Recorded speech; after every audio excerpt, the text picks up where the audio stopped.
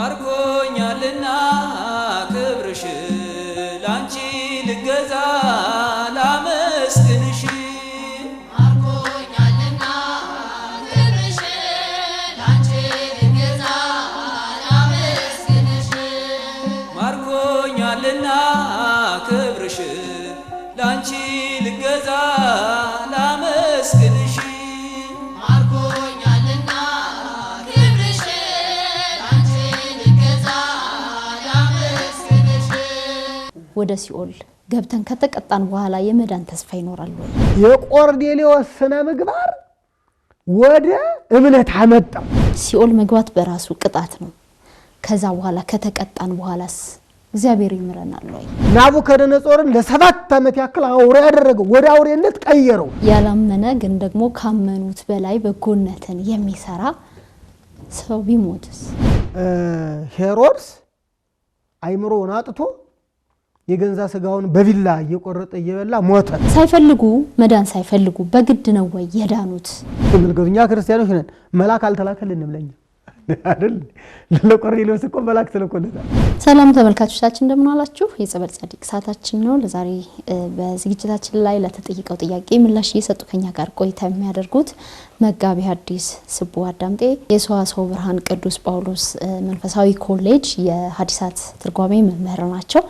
ለጥያቄው ተገቢውን ምላሽ ታገኛላችሁ። ቀደም ሲል ጸበል ጻድቁን ባርከውልን የተመለስ ነው። ከእንግዳችን ጋር ቆይታችሁን ከኛ ጋር እንድታደርጉ እየጋበዝን ወደ ውይይቱ እናልፋለን። መልካም ቆይታ።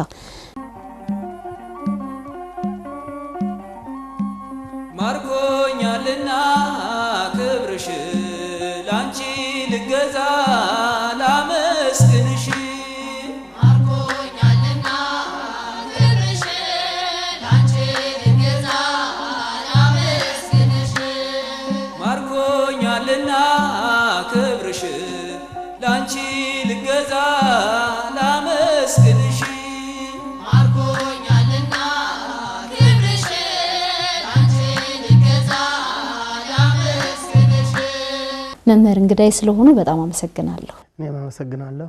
መልካም ያው ቀደም ብለን ተገናኝተናል። ወደ ጥያቄው ልለፍ። እንግዲህ ባለ 50 ከመሆኑ ጋር ተያይዞ አንዳንድ ጥያቄዎች ወደኛ ይላካሉና አንድ ጥያቄ ደርሶናል።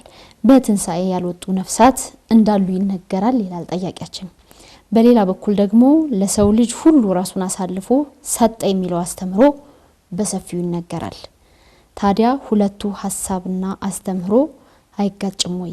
ያልወጡ ነፍሳት ካሉስ ለይቶ ነው ወይ ያወጣው ያስብለውም ወይ? ምላሻችሁ ምንድነው የሚል ነው። እንግዲህ በዕለተ ዓርብ ጌታችን ወደ ሲኦል ከወረደ በኋላ ነፍሳትን ሁሉ ነፃ አውጥቶ ወደ ገነት ሲወስድ በሲኦል ውስጥ የቀሩ ነፍሳት አሉ የሚሉ ሐሳቦች አንዳንዴ ይነሳሉ። እንደው እንደ ቤተ ክርስቲያናችን አስተምህሮ ይህ ነገር እንዴት ይታያል የሚል ነው። እጅ ከምን ብለናል? በዋናው መጽሐፍ በሐዲስ ኪዳኑ ላይ ያልወጡ ነፍሳት አሉ የሚል የለም። በወንጌሉ መግቢያ በወንጌሉ የትርጓሜ መግቢያ ወይም መቅደመ ወንጌል በሚባለው መጽሐፍ ላይ ወኀደጎሙ ለእኩያን ውስተ ትውክልና የሚል አለ።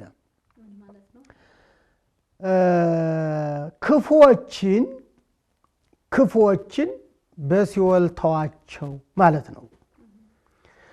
ይህም መጽሐፍ ክፉዎችን ነው እንጂ ያለ እገሌ እገሌ ብሎ ለይቶ እኮ አልተናገረም። ዝም ብሎ ክፉዎችን ነው ያለው። አሁን ክፉ የሚለውን ቃል ስንወስድ ክፉ ማን ነው የሚል ጥያቄ ልናነሳ እንችላለን።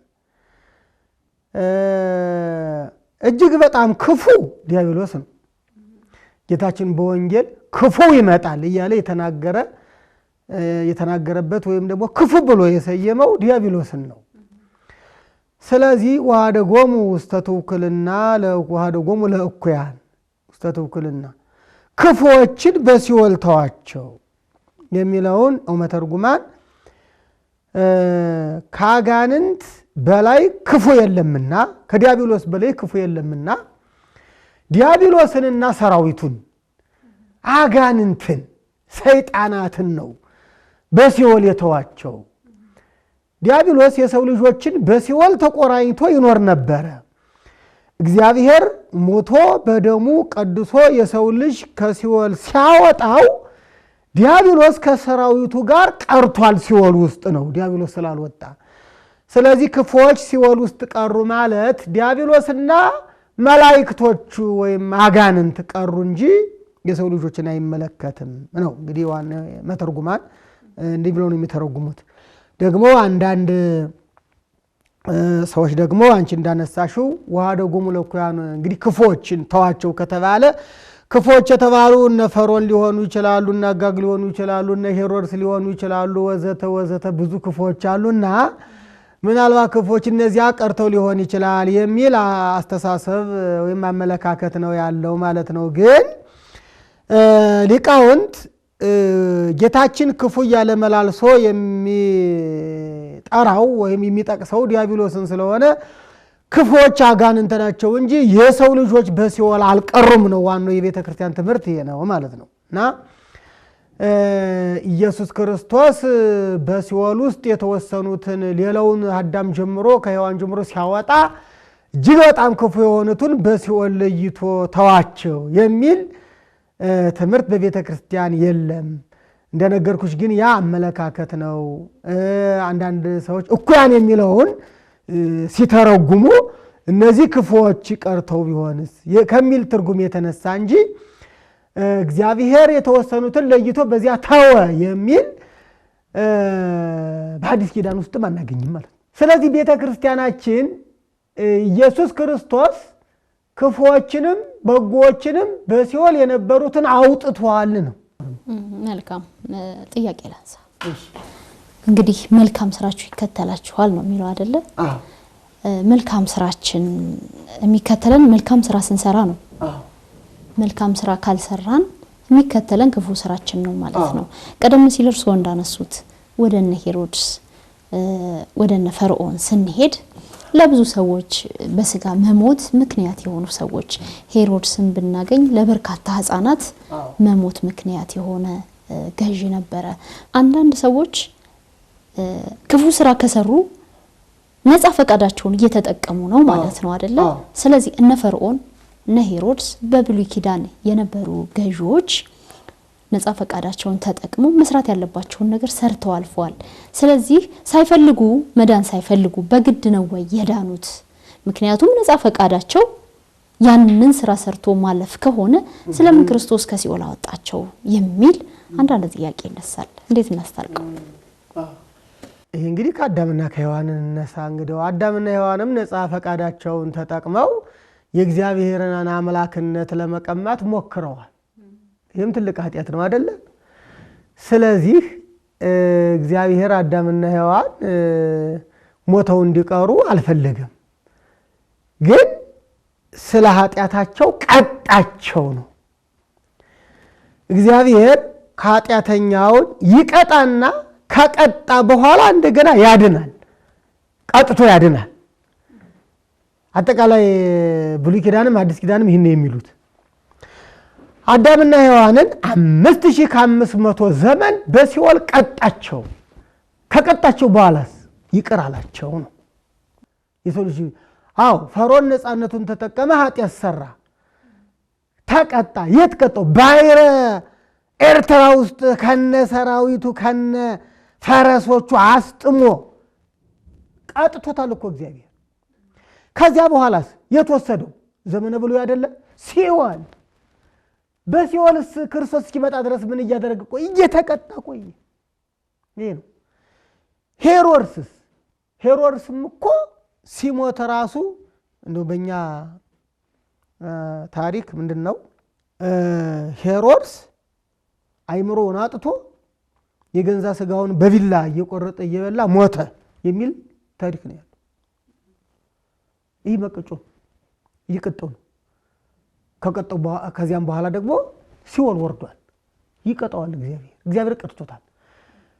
ስለዚህ እግዚአብሔር የሰው ልጅ ኃጢአት እየሰራ ወደ ሲኦል ሲወርድ እኮ እየቀጣ እኮ ነው። ያንዴ ሲኦል ተከፍታለች፣ ገነት ተዘግታ ነበር አይደለ?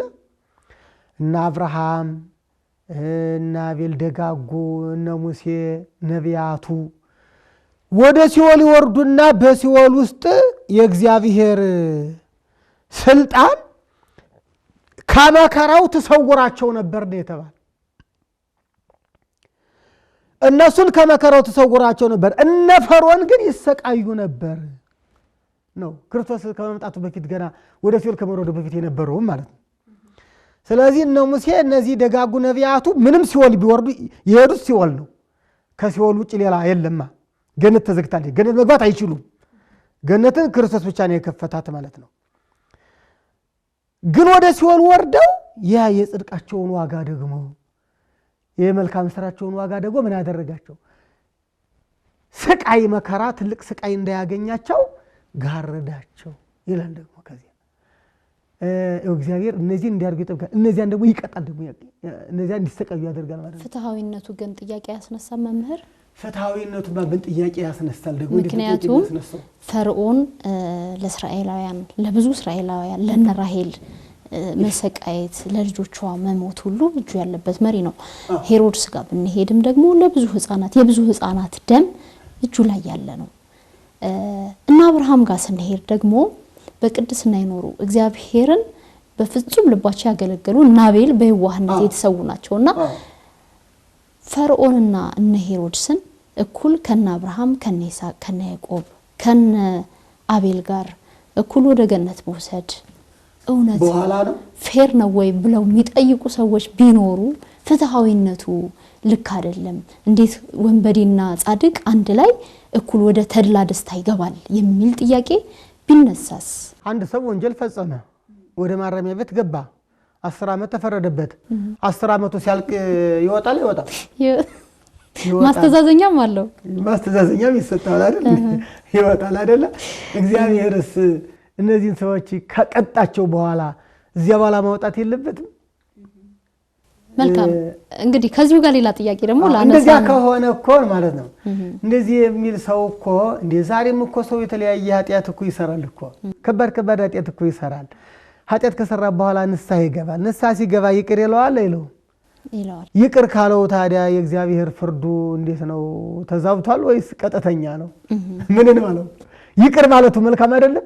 መልካም ነው። ሰው ከበደለ በኋላ በድሎ ይቅርታ ሲጠይቅ ንስሐ ሲገባ እግዚአብሔር ይቅር ማለቱ መልካም አይደለም? መልካም ነው። ደግሞ የሚቀጣውን ቀጥቶ ከቀጣው በኋላ በል ይህን ያህል ጊዜ ተቀጣ ብሎ ከዚያ በኋላ እንደገና ደግሞ መመለሱ መልካም አይደለም? እግዚአብሔር እንዲህ አይደለም የሚያደርግ ምን ጊዜስ ታሪክን አጠቃላይ ስንመለከት የመጨረሻ አመፀኛ ካልሆነ በስተቀር እኮ በምድር ላይ ናቡከደነጾርን ለ7 ዓመት ያክል አውሬ ያደረገው፣ ወደ አውሬነት ቀየረው፣ እሳር እንዲበላ አደረገው 7 ዓመት። ከዚያ በኋላ መልሶ እንደገና ሰው አድርጎ ወደ ዙፋኑ አመጣው ይላል እኮ። ይህን እኮ የእግዚአብሔር አሰራር እኮ እግዚአብሔር ኃጢአትን ያረሳም፣ አይዘነጋም፣ አያልፍም። ነገር ግን ቀጥቶ ደግሞ እንደገና ይቅር ይላል። ይቅር ባይ መሐሪ የምንለው ለዚህ። መልካም እንግዲህ ቀደም ሲል እንደተነጋገርነው መምህር ከቅጣት በኋላ እግዚአብሔር ምህረት ያደርጋል ካልን አሁንም ወደ ሲኦል ንስሐ ሳንገባ ወደ ክርስቶስ ሳንቀርብ ወደ ሲኦል ከገባን ሲኦል መግባት በራሱ ቅጣት ነው። ከዛ በኋላ ከተቀጣን በኋላስ እግዚአብሔር ይምረናል ወይ? በሲኦል የተወሰነ ጊዜ ኖረን እግዚአብሔር ሊመልሰን ይችላል ወይ ነው? የተወሰነ ተቀጥተን እንደገና ለከነ ናቡከደነጾር አሁን በመድር ላይ እንግዲህ በነፃ ፈቃዳቸው ክፋትን እስከ ጥግ ድረስ አድርገው ከሞቱ በኋላ ድህነትን እንዳገኙት ሁሉ እኛስ በዚህ ምድር ላይ ልክ እንደነሱ አይነት ህይወት ኖረን ወደ ሲኦል ገብተን ከተቀጣን በኋላ የመዳን ተስፋ ይኖራል ወይ?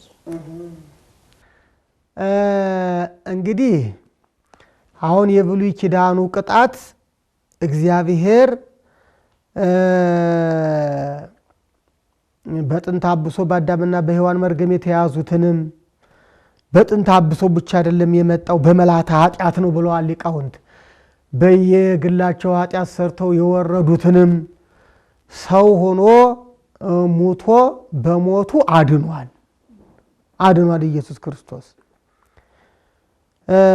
አሁን አዳኙን የማያምን ወይም አዳኙን የማይከተል ክርስቶስ ሊያድን ሲመጣ ድነትንና ሕይወትን እሺ ክርስቶስን ካሲል እሺ ብሎ የሚቀበል ይድናል። ግን ክርስቶስ ሊያድን መጥቶ አዳኙን አልፈልግም ካለ ለዘላለም ሲቀጣ ይኖራል። አዳኙን አልፈልግም ያለ ከሃዲ የተወሰነ ተቀጥቶ ይዳል ልንለው አንችልም። ብሉይ ኪዳንና አዲስ ኪዳን ደግሞ እዚህ ላይ መለየት አለብን ማለት ነው። በብሉይ ኪዳን አዳኙ መጥቶ አልተገለጠም። ገና በተስፋ ነቢያት ትንቢት እየተናገሩ ያው በተስፋ ነው ያለው አይደለም በብሉይ ኪዳን ዘመን። ስለዚህ አዳኙ ሲመጣ በሲኦል ያሉትንም በዚህ በምድር ላይ ያሉትን በቃል ንስሐ ግቡ አለ። እነዚያን ደግሞ በመከራ የቆዩትንም ደግሞ አዳነ አይደለም። አልፈልግህም ካለውስ አልፈልግህም ያለ ከክርስቶስ ተለይቶ ለዘላለም ይኖራል ማለት ነው። የተወሰነ ጊዜ በሲኦል ቆይቶ አይድንም ወይ?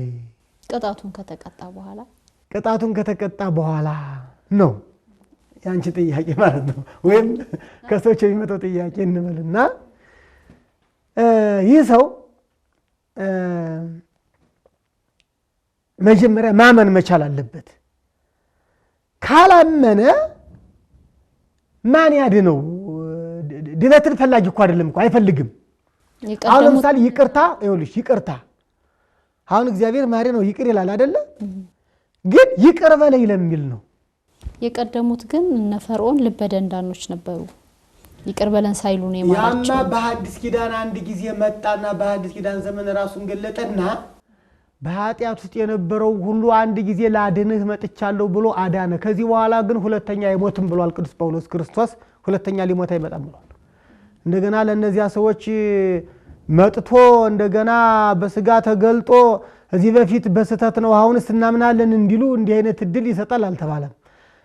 በሐዲስ ኪዳን እስካሁን ድረስ ዓለም በመከራ በስቃይ በመርገም ኖሯል። ዓለሙን ላድነው ነፃ ላወጣው መጥቻለሁ፣ አሁን ነፃነት ተቀበሉ ብሏል ኢየሱስ ክርስቶስ። ስለዚህ ነፃነትን የፈለገ ሰው ኢየሱስ ክርስቶስን መከተል ነው ያለበት ማለት ነው እንጂ ከሃዲ ክርስቶስን አልፈልግህም ያለ የተወሰነ ጊዜ ተቀጥቶ ይድናል የሚል መጽሐፍ የለም፣ ሊሆንም አይችልም ማለት ነው። እና ጌታችን አንድ የተናገረው ነገር አለ በአዲስ ኪዳን፣ ያመነ የተጠመቀ ይድናል፣ ያላመነ ግን ይፈረድበታል የሚለውስ ያላመነው ምን ይሁን ነው? ያላመነ ይፈረድበታል። ለምን ያህል ጊዜ? ለ1000 ዓመት ለ2000 ዓመት አልተባለም። ይፈረድበታል። እንዲሁም ለዘላለም ያለን ያስቀመጠው እንዲሁም በማቴዎስ ወንጌል ምዕራፍ 25 ላይ ሲያስቀምጥ እነዚህ ወደ ዘላለም ሕይወት ወደ ዘላለም ድነት ይሄዳሉ፣ እነዚያ ደግሞ ወደ ዘላለም እሳት ወደ ዘላለም መከራ ይሄዳሉ ነው ያለው። ያላመነ ወደ ዘላለም መከራ ይሄዳል። በቃ ያላመነ ግን ደግሞ ካመኑት በላይ በጎነትን የሚሰራ ሰው ቢሞትስ?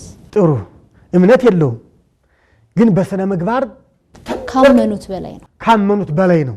አዎ ይህንን እግዚአብሔር አምላክ የነዚህን ዋጋ አያስቀርም። በነገራችን ላይ እግዚአብሔር የሰውን ዋጋ አያስቀርም። የሚገርመው ነገር በምንም ታምር የሰውን ዋጋ አያስቀርም። እነዚህን ሰዎች ምን ሊያደርጋቸው ይችላል ነው። በመጽሐፍ ቅዱስ ያለውን መውሰድ እንችላለን። ቆርኔሌዎስ እምነት ነበረው ወደ ክርስቶስ ቅዱስ ጴጥሮስ እሱን ከማጥመቁ በፊት እምነት ነበረው ቆርኔሌዎስ? አልነበረውም። ምን አደረገው? ግን ይጾማል፣ ግን ይጸልያል፣ ግን ይመጸውታል። እምነት ግን አልነበረውም። እግዚአብሔር መልአኩን ሰደደና መልከቱኛ ክርስቲያኖች ነን፣ መልአክ አልተላከልንም ለኛ አይደል? ለቆርኔሌዎስ እኮ መልአክ ተልኮለታል። ምን አለው? ምጽዋትህንም ጾምህን እግዚአብሔር ተቀብሏል አይደል ያለው? ጸሎት ተሰምቷል አይደል ያለው? ሄድና እዚያ ጴጥሮስን አስመጣ፣ እሱ የምታደርገውን ይነግራል። ስነ ምግባሩ ወደ እምነት ይዞት እንደመጣ ማስተዋል አለብን። እዚህ ላይ የቆርኔሌዎስ ስነ ምግባር ወደ እምነት አመጣው። ከዚያ በኋላ ተጠመቀና መዳን ቻለ ይላል። ይሄ እንግዲህ በሐዋርያት ሥራ ምዕራፍ 10 ላይ የተጻፈ ረጅም ታሪክ ነው። ይሄ ታሪክ አይደለ? እግዚአብሔር እንደዚህ ያደርጋል። ስለዚህ አሁን እንደው በስነ ምግባር በጣም ደጋግ የሆኑ ሰዎች ምን ሊሆኑ ይችላሉ ካልን ወይም እግዚአብሔር ክርስትናን እንዲቀበሉ እንዲያምኑ እንዲጠመቁ ሊያደርጋቸው ይችላል። ወይ በስውር ሊሆን ይችላል፣ በድብቅ ሊሆን ይችላል፣ እንዲድኑ ሊያደርግ ይችላል እግዚአብሔር። ይህን በመጽሐፍ ቅዱስም ያው ተጽፎ የቆርኔሌዎስን ታሪክ ስለምናነብ ማለት ነው። ካልሆነስ ሳይጠመቁ ከሞት አሁን በሌላ እምነት ውስጥ ያሉ አሁን በዘመናችን እንኳን እኔም እኮ እነዚያ ነው እነዚህ አሁን እኔና አንቺ ሳናውቅ እግዚአብሔር እንደው እንዲጠመቁ አድርጓቸው ቢሆንስ በምን እናውቃለን? የእምነታቸውን ያምልኮ ስርዓታቸውን ሲፈጽሙ እናያቸዋለን። እንግዲህ ሶሻል ሚዲያው አሁን በሁላችንም እጅ ላይ አይደለ? በውስጥ እኮ የሚቀበሉ አንዳንዶች እኮ አሉ። ጥምቀትን የሚቀበሉ ጥምቀትን በስውር ተቀብለው ግን የማይገልጡ በዚያኛው እምነት ውስጥ ነኝ የሚሉ ግን በውስጥ ከእግዚአብሔር ጋር የተገናኙ እንደ ኒቆዲሞስ ማለት ነው። ኒቆዲሞስ ቀን ከፈሪሳውያን ጋር ማታ ሌሊት ከክርስቶስ አልነበረ? እንደ ኒቆዲሞስ ከክርስቶስ ጋር የተገናኙ ነገር ግን በዚያ እምነት ውስጥ ያሉ በዚያ ህብረተሰቡ ጋር አብረው የሚወጡ የሚኖሩ ሊኖሩ ይችላሉ። በዚህ መልኩ ሊኖሩ ይችላሉ።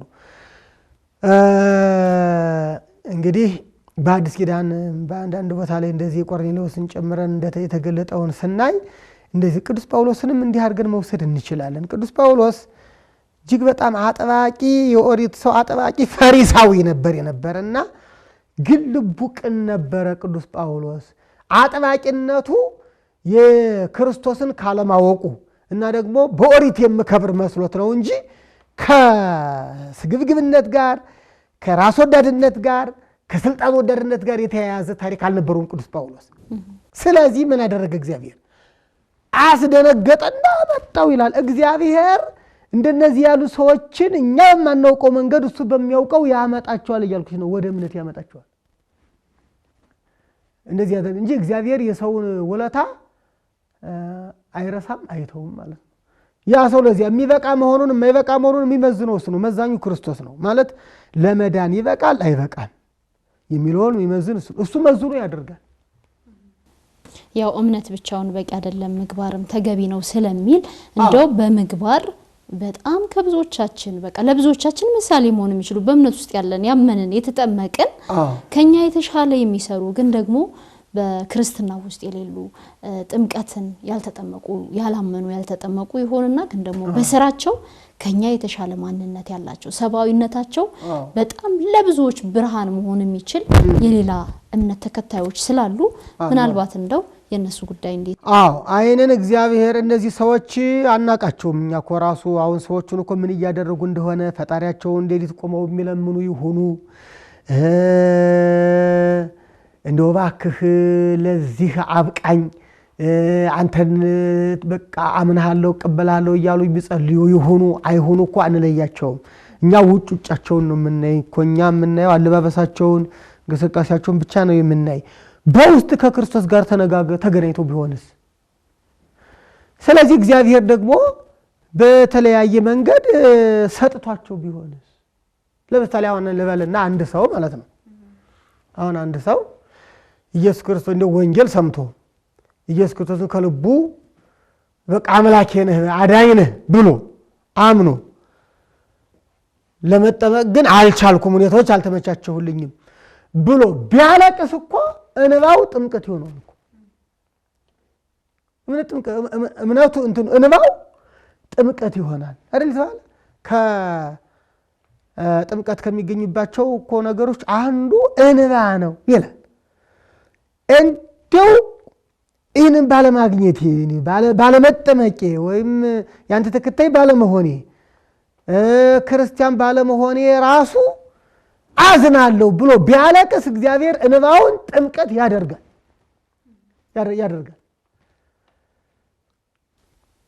እና ይሄን እንግዲህ እግዚአብሔር ነው የሚያውቀው ማለት ነው። ያ ሰው ምን ያህል ልቡ የተሰበረ ነው ምን ያክል እንትን ነው እሱ ያውቃል። ራሱ ባለቤቱ ያውቃል። ለነሱ ግን ያድርግላቸው ነው የምንለው። በጎ ስራቸውን አይቶ እግዚአብሔር ወደዛ ይጥራቸው። የመጨረሻ አንድ ማጠቃለያ ሐሳብ ላንሳ መምህር። ምናልባት የጥያቄያችንን መነሻ ሲኦል ነውና እኛ የቤተ ክርስቲያን ልጆች ሲኦልን ስናስብ ቀድመን ልናስብ የሚገባው ነገር ምንድነው በሚለው እናጠቃለን። ምን እናስብ? ንስሐን ማሰብ ነው። እንግዲህ የሰው ባህሪ አስቸጋሪ ነው። የሰው ባህሪ ስንል እንግዲህ ሰው በስሜቱም በፍላጎቱም ይሸነፋል። ወይ በገንዘብ ፍቅር ይሸነፋል፣ ወይ በዝሙት ይሸነፋል፣ ወይ በሌላ በጥላቻ ይሸነፋል። በሆነ ነገር ሊሸነፍ ይችላል አይደል? ሲሸነፍ ንስሐ መግባት አለበት ነው። እንግዲህ ኢየሱስ ክርስቶስ እኮ መጥቶ ትምህርት ሲጀምር የጀመረው በንስሐ ነው። መንግስተ ሰማያት ቀርባለችና ንስሐ ግቡ የትምህርቱ መጀመሪያ ነው። የኢየሱስ ክርስቶስ የትምህርቱ መጀመሪያ ንስሐ ግቡ ነው። ስለዚህ የሰው ልጅ በሰብአዊ ባህሪው ሲሳሳት ስተቱን እየቆጠረ እንደ መጽሐፍ ቅዱስ እንደ ሕገ እግዚአብሔር እንደ ሥርዓተ ቤተ ክርስቲያን እንደ ኢየሱስ ክርስቶስ እንደ አምላኬ እንደ ፈጣሪ ፈቃድ አልሄድኩም እዚህ ላይ። ስለዚህ ምን ማድረግ አለብኝ ይላል? ንስሐ መግባት አለብኝ አይደል? ታላቁ ሐዋርያ እንኳን ቅዱስ ጴጥሮስ በንስሐ ድል ተመልሶ ሊቀ ሐዋርያት የሆነው እንዴ አይደል?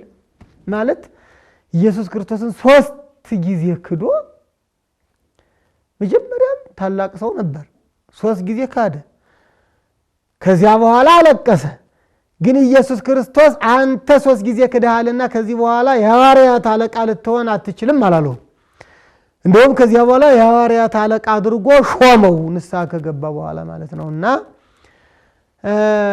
የሰው ልጅ ማሰብ ያለበት ወደዛ እንዳይገባ ቶሎ ብሎ ንስሐ መግባት አለበት። ለምሳሌ እንበልና አንድ ሰው ከአንድ ሰው ጋር ተጣላ ወይም ያንን ሰው ፈነከተው እንበል፣ ወይም ያንን ሰው በደለው፣ ወንጀል ፈጸመበት እንበል። ይህ ሰው በዚያ በፈጸመ ወንጀል ወደ ማረሚያ ቤት ይገባል ብለን እንመን አይደለ? ያስገባዋል። ግን ቶሎ ብሎ ያንን የበደለውን ሰው እባክህ ይቅር በለኝ፣ ሽማግሌ ይዞ እባካችሁ አስታርቁኝ እከሰዋለሁ ብሎ ቢታረቅ ወደ ሲኦል ከመውረድ ይድናል አይደለ? ይድናል። ግን የራስ ጉዳይ ቢል ግን ያኛው ሰው እየከሶ እስር ቤት ያወርደዋል ማለት ነው። ይሄ ነው እኮ ሰውም ኃጢአት እየሰራ በኃጢአት እየጨመረ እግዚአብሔርን የሚንቅ ከሆነ እግዚአብሔር ተናግሯል፣ ያወርዷል ወደ ሲኦል ግድል። ነገር ግን ስተቱን እየቆጠረ አይ ይህ ተግባር እንኳን ጥሩ አይደለም፣ ይህ እንኳን ትክክል አይደለም፣ እዚህ ላይ ተሳስቻለሁ፣ እዚህ ላይ መጥፎ ስራን የሰረኩት ጥሩ አላደረኩም ብሎ ግን ከተመለሰ እግዚአብሔር ይቅር ይለዋል።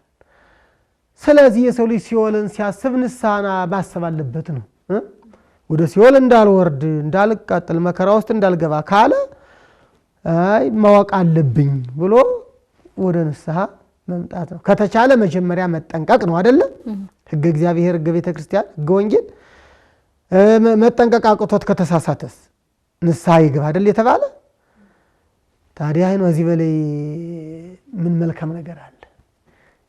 ጥሩ ነገር እኮ ነው፣ መልካም ነገር እኮ ነው። ነው እግዚአብሔር ቸርነቱ ነው ማለት ተሳስታል የራሱ ጉዳይ እዚህ ገደል ገባ ሳይል አራና እያለ እንደውም ንስሐ ግባ እያለ በመምህራን እየመከረ እያስተማረ ነው። ብዙ ወዳኛለችና ብዙ ኃጢአቷ ተሰረየላታል እያለ ንስሐ ካልገባችሁ እናንተም እንዲሁ እያለ ነው። ንስሐን ነው በብዛት የሰበከውና ይሄ ነው የሰው ልጅ ትልቁ ድነት ዋናው ንስሐ መግባት ዋናው ነገር ነው፣ ዋናው መንገድ ነው ማለት ነው። እግዚአብሔር ይስጥልን። በእውነት መምህር እጅግ በጣም አድርገን እናመሰግናለን ስለነበረን ቆይታ። ያው ሰዓት ስለገደበን ነው እንጂ ሌሎች ጥያቄዎችም ነበሩ። በሌላ ፕሮግራም ደግሞ በድጋሚ የምንገናኝ ነው የሚሆነው። ክብር ይስጥልኝ። እሺ፣ እኔም አመሰግናለሁ። ክብር ይስጥልኝ። እግዚአብሔር ይስጥልኝ። ተመልካቾቻችን የዛሬ የጸበል ጸዲቅ ጥያቄ ምላሽ የተከታተላችሁትን ይመስል ነበር። እንግዲህ ከዝግጅታችን ጥሩ ትምህርት እንዳገኛችሁ ተስፋ አደርጋለሁ። ቀሪ ዝግጅቶቻችን ወደ እናንተ መድረሳቸውን ይቀጥላሉ። በእኛ በኩል አበቃን። ይቆየን። ማርኮኛልና ክብርሽ ላንቺ ልገዛ ላመስግንሽ